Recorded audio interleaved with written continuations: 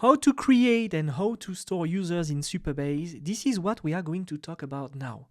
It's a common mistake that a lot of Supabase users will go to the table here, table editor, create a new table users, add an ID, add new column, etc., and store the users in this new table. You guys don't need to do that because you already have a basic user table provided by Postgres directly here in your Supabase instance. And to find it, you can go on schema here and go under the schema auth. When you go to the schema auth, you go down and there is down here a table users already created that you can call and that you can use. Basically, when a user is going to sign up and log in the first time, here there will be a row that will be created for this user. However, be safe, this table is not a table that you can update or add column to. It's a locked table. Actually, the schema auth is locked because this is for Supabase and by extension Postgres to keep here security inside their own infrastructure. Okay, so here we got here a table users, but there is no user yet, and we can see that there are a lot of columns that are used basically by Supabase to work. So let's create our first user. I'm going to go here on under authentication, and we can see that I got no users yet. Of course, if you create a web application, there will be a login page or another onboarding system where you are going to just log in the user for the first time, and here it will appear on this list.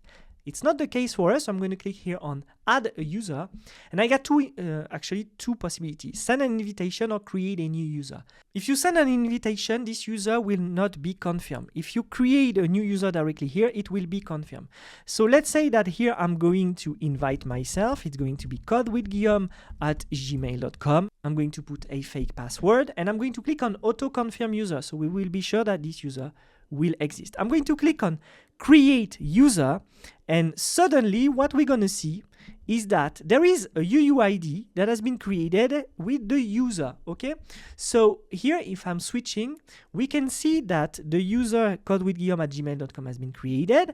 There is my ID, there is a created at, updated at, confirm at, etc., and we got a lot of other options: the email provider, the reset password. If the user has a problem, you can go here and send a password recovery, the magic link if you want to connect, and the danger zone where we can ban, remove the MFA factor, or delete the user.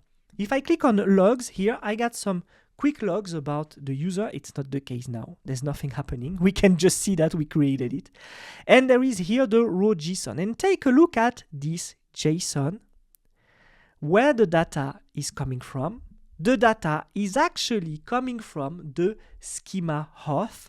And if I go down to users, I got here the user that has been created here, and it's me.